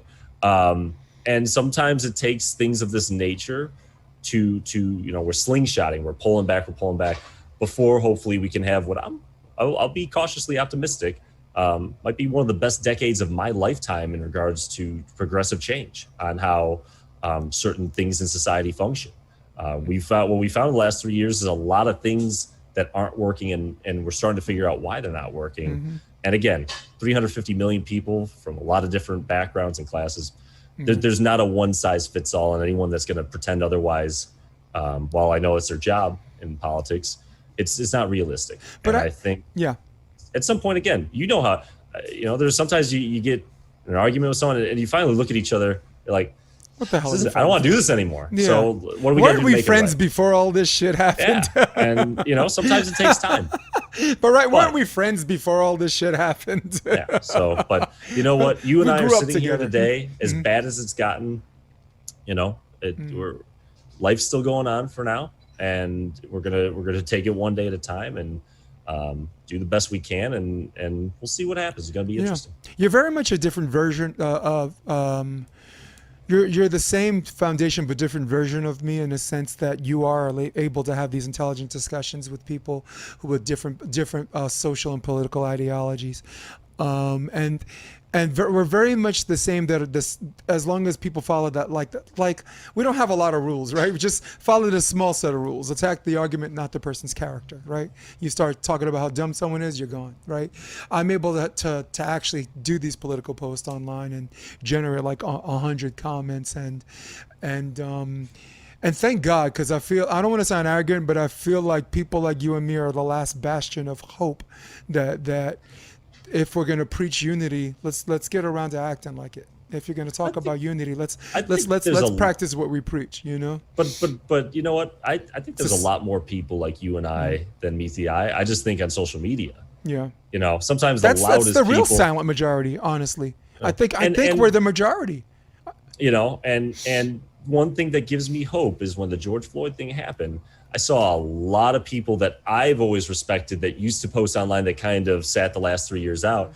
And all of a sudden you started to see them get a little more involved again. And I'm seeing a little shift. I'm not saying it's perfect, but you're starting to see people recognize that it's important we need to make objective discussion and conversation second nature. Like that needs to become, everyone wants what's trendy. And, you know, again, maybe another episode. We talk about social media and 90. My boy Aaron Wexler is crushed right now. He's the head coach of West Coast Volleyball, and this is like the Zen guy. He's the one that's saying, "Hey, let's shine a light. Let's create more lights like us, and the light's too bright to shine, and we can all shine together." But after what happened the last few days, this man, I think the patience left his body, and I've never seen him this like, not just wrought but involved. He's always done a good job staying away from it and taking care of the things he felt he can control and make the world a better place with the way he knows how. And he's got a podcast right now. He's got Try Born right now as he's speaking. They're doing an IG live, and maybe we can get off and take a look at that. But you know, it's gotten that far to someone like him. Yeah. You know, I mean, for me, I'm a kid from Brooklyn, from Flatbush. I'm biracial. Everyone in my family's black except for my father. So, you know, I mean, I can give you countless situations on things that don't make the news. That's more the same for people that think that the media might be cherry picking these unique and rare situations. They're not unique and they're not rare. It's happening all the time. To quote Will Smith, it's not getting worse, it's getting filmed. And I'm glad that it's getting. I mean, if you want to look at actual stats, it's supposed to be getting better, but because of the internet, it's getting filmed. It's making more people open their eyes on all facets. It's a very, very humanitarian thing that's absent of political parties right now. It's just getting people to say, "Hey, I never knew," and for the people that's saying you should have known, chill the fuck out. They're being honest. They never knew. You gotta understand, right? That's the whole understanding thing you were talking about too. So. You know, if you want awareness. unity, if you want true unity, it's time that we practice what we preach, and that's how I want to end. Yes, sir. All right. Thanks for having me, man. I really appreciate it. I need to be hard up more often. In fact, I just got a text from an actor who's supposed to come on. Her name is Rachel Perez. You want to listen to someone? I'm trying to get her on next week. Oh my God, she's one of the best female actors I've ever talked to or seen in a play or seen in film in my entire life. And I had the pleasure of working with her on a play that changed the way our college puts on plays and changed the way, you know, colored theater, it was UACT, United Artists of Colored Theater. You're going to love this girl when she comes on. She is and a bundle of joy too. But for now, for everybody at home, for everyone watching this, my man Bryan McDermand might love you, but me, I had enough of you. I can't stand you, all right? So for all of you at home, for all of you on your iPad at whatever, at Starbucks, for all of you at a restaurant waiting to get your lunch but couldn't resist, they have to see this show because they have to see my man, the great Bryan McDermand. And for him, I am Jason DeBeas, and I say to all of you, we're out of here. So long. We're out. Did it again. Come check out the Option Podcast on OptionVB.com. It's also available on iTunes and Spotify and on YouTube under the NY Varsity Sports handle. You're going to love what you hear.